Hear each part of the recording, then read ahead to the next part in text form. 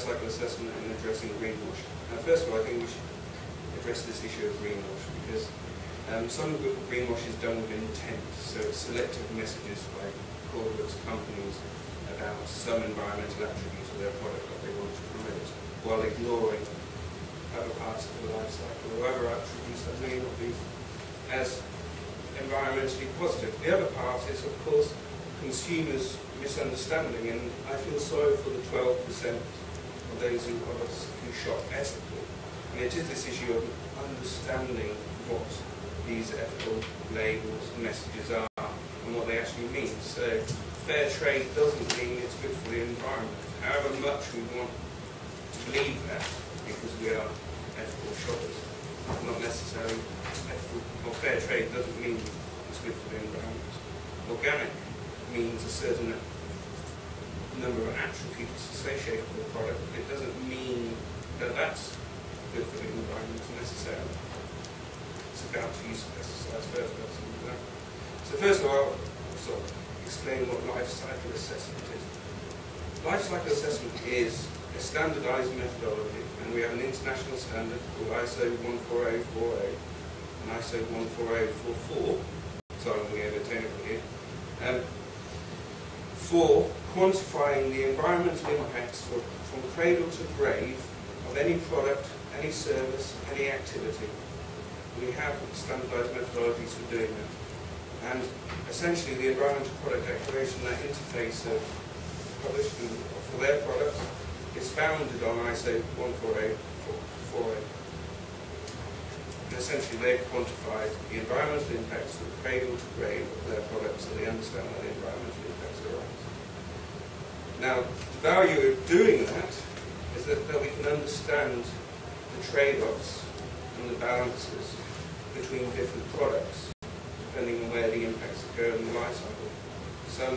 For some products, disposable products, the impact arises in the manufacturing stage. For reusable products, or things like washing machines, the impact arises in the use stage. So different product systems have different impacts, and they occur at different places in the life cycle. So life cycle assessment gives us a route to establishing what those impacts are, and where in the life cycle they arise, and where we can act to reduce them. And this is the key value of life cycle assessment, because it avoids burden shifting, which is essentially at the heart of sort of greenwash busting, if that's what I'm about to do today. If we take a big example, take the UK. The UK's greenhouse gas emissions have been decreasing. Our water, our rivers are getting cleaner, but that has come at the cost of a move of our manufacturing base overseas. So we've actually transferred our environmental impacts to other countries and other geographies. And as a society, we need to accept that's what we've done. And through tools like life cycle assessment, we have a route establishing what the true cost of running our economy is consuming the goods that we're consuming. The picture may be good for the UK, and we may give out positive messages about what the UK is doing about its greenhouse gases. But essentially, we're importing carbon or greenhouse gas emissions from around the world. A different example on a smaller scale is the transfer of impact from the manufacturing stage to the consumer use stage, from a switch of disposable nappies to reusable nappies. And the reason why I pick on this is because, well, disappointingly, I spent a large part of my career actually trying to answer this question about which is best, reusable nappies or disposable nappies.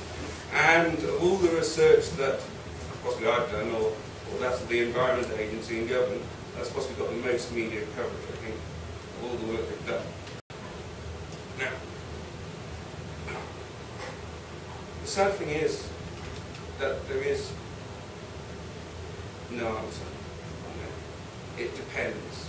And that's a difficult concept for us to understand, in that it depends on how people wash their cloth nappies. It depends on the detergent they use, the washing machines that they use to wash their nappies in. It depends on how we dispose of the disposable nappies.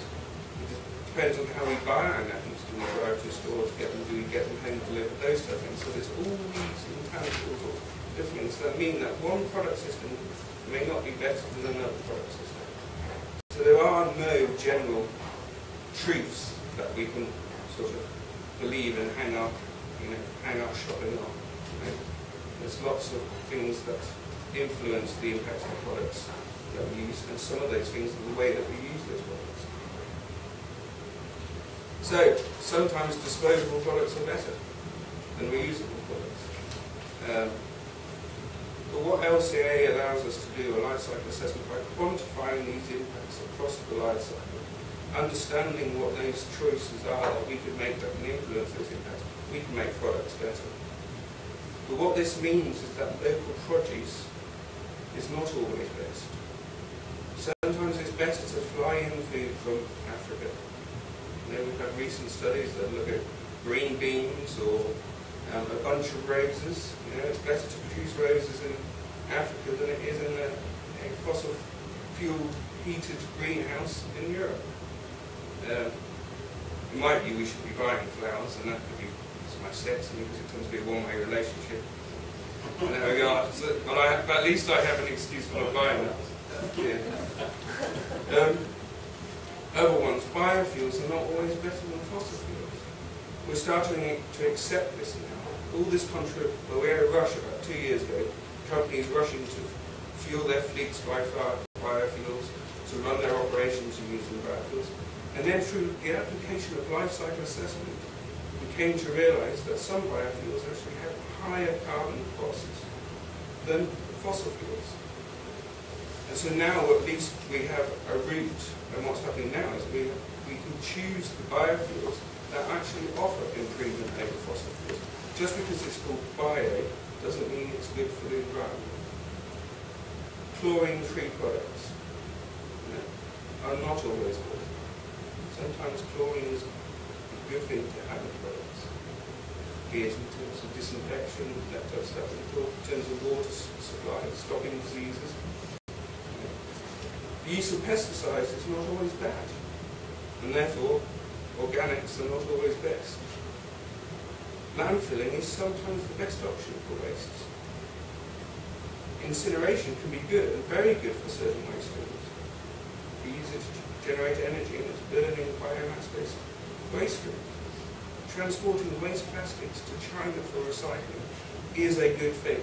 Life cycle assessment has been used to demonstrate that the transport cost of sending plastics to China is small compared to the benefit we get from supplying Chinese manufacturing with a recycled material, as opposed to them extracting crude oil and producing virgin plastics. We've got biodegradable plastics. Some people take that to mean a green product, a low environment product. What it means is you have a plastic that degrades. If a plastic that degrades goes into a landfill, it will produce methane and contribute to global warming. It could be a result, I suspect, of the litter debate, where there's a route to not seeing plastics hanging on trees and fences and that type of stuff, thought that they would degrade and disappear.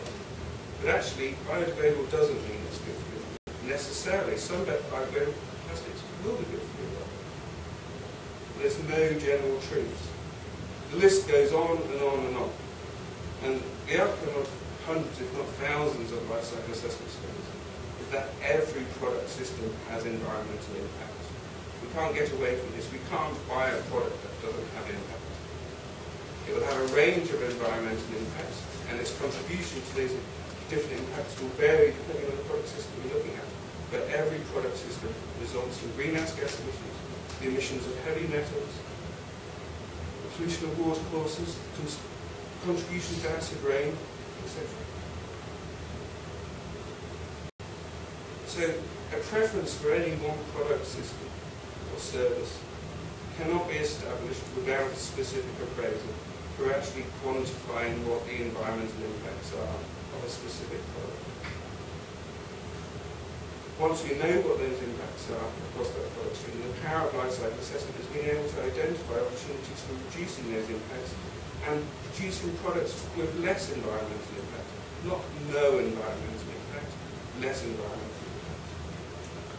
So, as I say, the assessment tools exist. We have standards such as the Environmental Product Declaration schemes. We have past 2050 for carbon footprinting of the product. We have life cycle based tools. We know how to use them. We've had 20 years of development. And I think it's our obligation as society to get past the assumption that certain terms mean a green product and actually ask for the evidence about what the impact is of the products that we use.